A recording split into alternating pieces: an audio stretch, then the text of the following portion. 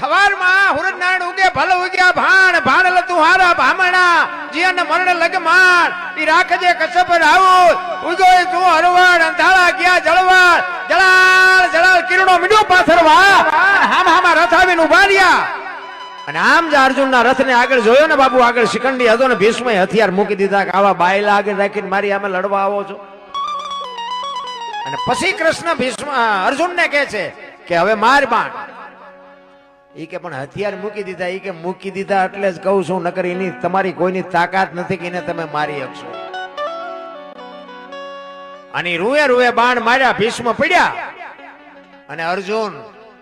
કૃષ્ણ પરમાત્માની બાપુ ભીષ્મની પાસે જાય છે અને ઈ જ વખતે બાપુ જગતજનની જોગમાયા ગંગા માં પ્રગટ થયો થકેલ ત્રાંબા જેવી આંખો આમ કૃષ્ણ પરમાત્માની સામે નજર કરીને કીધું મધુસૂદન મારા દીકરાને ત્યાં દગો કરીને માર્યો ને બાકી અર્જુન ની આગળ ત્યાં શિખંડીને રાખ્યો તો પણ ઈ જગ્યાએ કદાચ તું ઉભો હોત ને તો તને ખબર પડત કે ગંગાના ધાવણમાં કેટલી તાકાત છે કેવી જનેતા છે કેવા દીકરા છે કેવી માય બાપુ ધરાવીને ધાનનો નીપજે કુડવીને માળો હારા બધાને હારા જોવે છે પણ બાપુ એવા જો માએ સંસ્કાર આપ્યા હોય તો હારા દીકરા થાય વહુ હારો બે ભેગા પાણી પૂરીયું ખાતા હોય ત્યાં દીકરા કેવા થાય હે કોઈ મતલબ નથી રામ તમે જોવો આમ મોટી સિટીમાં જઈને બેન હાલ્યા આવે છે ભાઈ હાલ્યા આવે છે એ જ નથી ખબર પડતી બોલો બધું હરખું થઈ ગયું બેને વાળ કપાયેલા હોય ને ભાઈને આવડા હોય આપણે બોલાવીએ ત્યાં ખબર ભાઈ બેન તો આન કર્યા હતા તો આ બેન છે અરે એવું ગોટે ચડાવ્યું છે ભાઈ કીધાની વાત જ નથી રામ હા ઉમરા વચ્ચે આમ તમે જો 60-60 વર્ષની થઈ હોય ને તો ઉમરા વચ્ચે રહી સબે રમતી હોય ઢબો ઢાંક ઢબો હવે જીના મનાણા એના થઈ ગયા ઢબો ઢાંક તો તારા કેવા દીકરા થાય ભલા મારા છત્રપતિ શિવાજી મહારાજ બાપુ જીજાબાઈ ના ઉદરમાં હતો ને તેથી રામાયણ ને ગીતા ઓગાળીને પાઈ દીધી હતી માને ખબર હતી ભગવાન મને દીકરો આપે દીકરી આપે પણ મારું સંતાન કોઈ દી માય કાંગળું ન થાય બાપુ આ ખુમારી માને હોવી જોઈએ માં તો માં છે આજે ગંગા સતી પાનબાઈ જેવી દીકરીઓ થાય ને ગોપીચંદ ને ભરતરી જેવા દીકરા થાય કાંઈ સમય બમય બદલાણો નથી ભલામણ હું તમે બદલાઈ ગયા ઘણા ગયા કે મોંઘવારી વધી જાય સમય બગડી ગયો ફલાણું થઈ ગયું કાંઈ નથી મને તેમ જીવે એવું હવે આવ્યું બદલાણું કાંઈ છે નહીં જેટલા વાગે ઉગતો એટલા જ વાગે ઉગે છે એ તો તમને મને ભૂખ નથી મટતી એટલે ઓલું લાગે તમને મને એક ભાઈ કહેતા હતા મને કે સમય કે ઘાયે ઘા જાય નહીં ના ઘાયે ઘા કાંઈ નથી જતો 12 કલાકનો દી હતો 12 કલાકનો જ છે હજી કઈ આખું પાછું નથી થયું પણ મને કે એવું નથી લાગતું મેં કીધું ભૂખ્યા રહેતા હતા એટલે નો જ જતો દી અને અત્યારે ખાવાનું છે આમ 10 વખત ખાઈને આવે ને ઘરે આવે તો કે હજી મેં ખાધું જ ક્યાં છે છોકરા કાજુ બદામ ની ઓગટ કરે બોલો છોકરા આપણને પારલે નથી જડ્યું તોય કે છે કે અમારી પાસે કઈ છે નહીં અમારી પાસે મરો કઈ ન હોય શું જોવે છે અરે તમને કહું અને અત્યારે તમે જો તેથી 2 ટાઈમ ખાવાનું તો મળતું ને તોય કોઈ દાણા નો જોર આવતો તમારે ત્યાં ગમે એમ હોય અમારે ત્યાં ઈ લેન લાગી દાણા જો હોય અમને શું નડતું છે અમને એટલે પણ તમારે મૂક્યાનો માર્ગ નથી નડે છે શું માં અને બાપ ને રોટલા દો 2 ટાઈમ સારું કઈ બાપુ જિંદગીમાં કઈ નડે નહીં હું તો એમ કહું તમે સવારે તમારી માં ને જનેતા ને બાપુ પગે લાગીને જાઓ ને આખી દુનિયામાં ક્યાંય પગે ન લાગવું પડે આપણી ગેરંટી ભલામણ માં છે એ તો માં છે બાપુ આપણા સદગુરુ હોય ને આપણા સદગુરુ એટલે 7મા ગુરુ થયા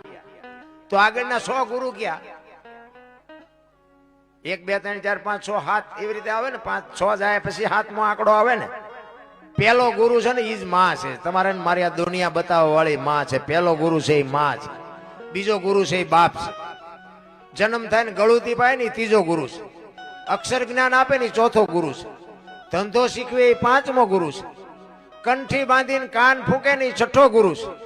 અને તારું મારું મટાડીને આ વિધિના ચકડામાંથી બહાર નાખી દે ને ગોપીચંદ ને ભરતરી જેવા દુનિયામાં પૂજાડી દે ને ઈ સતગુરુ 7મો ગુરુ મા બાપ છે આપણા ગુરુ છે 100%. પણ મા બાપ છે ને જન્મ આપી શકે લાલન પાલન કરી શકે ઉછેર કરી શકે ઓળખાણ ન કરાવી શકે ઓળખાણ માટે સદગુરુની જરૂર પડે ગુરુ વિના બાપુ ઓળખાણ ન થાય હું કોણ છું ક્યાંથી આવ્યો છું ક્યાં છું ને ક્યાં જવાનું છે આની માટે બાપુ સદગુરુની જરૂર પડે આ ભજન છે ને ભજન બધા સાંભળ્યા હોય બાકી યાદ ન રહે અને યાદ એ ન રહે અને સમજાય નહીં. આના માટે સદગુરુ જોવે. એક વાણી એવું કહે છે, પેલા મેં જન્મા પછી જન્મા બડા ભાઈ ધામધૂમથી મારા બાપા જન્મા પછી જન્મી મારી માં. વહા ભાંગી નાખે કે નહીં? કો પેલા હું જન્મ્યો પછી મારા મોટા ભાઈ જન્મ્યા પછી મારા બાપા જન્મ્યા પછી મારી માં જન્મી, આવું હોય? અમે કહી છીએ હોય, એમાં તમને ન સમજાય તમારો પ્રશ્ન છે. આ સમજવા માટે સદગુરુ જોવે. આવો મદાર છે મજામાં. આને સમજવા માટે સદગુરુ જોવે. ભોળાનાથ નો દીકરો કે ગણપતિ, અને ગણપતિ નું માથું કે ભોળાનાથે કાપ્યું અને હાથીનું કે લગાડ્યું. ફોટામાં જોઈ, મૂર્તિમાં જોઈ, ફોટામાં જોઈ, મૂર્તિમાં જોઈ. તો હું એમ કહું છું કે હાથીનું લગાડ્યું પેલું કાપ્યું ત્યાં જ નહીં પડ્યું હોય? તમને કેમ લાગે? અને માણાના શરીર ઉપર હાથીનું માથું આવડું હોય ફીટ થાય છે? હાવ સાચું, 100% સાચું છે. હાથીનું જ લગાડ્યું છે, પણ આપણા ચકડા ગઈ ગયા એટલે નથી સમજાતું. આની માટે સદગુરુ જોવે. ને કે હાથીનું કાપીને લગાડે તો ઓલું કાપેલું એ ભોળો નાથ બાપુ ઈ નો ચોટાડી શકે. આ સમજવા માટે સદગુરુ જોવે. કારણ કે વાણી છે ને, વાણી માથે મહાપુરુષોએ પડદો રાખ્યો છે. અને પડદો છે ને એ સદગુરુ મહારાજ જ આગો કરી શકે. તમારી મારી તાકાત જ નથી. સદગુરુની કૃપા હોય ને તો જ તમને સમજાય, બાકી ન સમજાય. એટલા જ માટે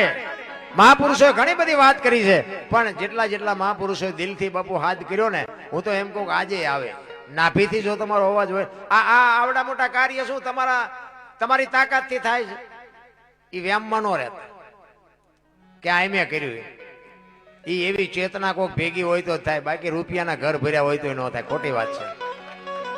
એ તો બાપુ આ અબોલ જીવને રોટલા ખવડાવો ને એની દુઆ તમારું કામ કરે. એવા સંતની બાપુ ચેતના હોય ને, ચેતના તમારું કામ કરે. તમારે તો આગળ હાલવાનું હોય, બાકી લાઈન દોરી બધી અહીંયાથી મળી જાય.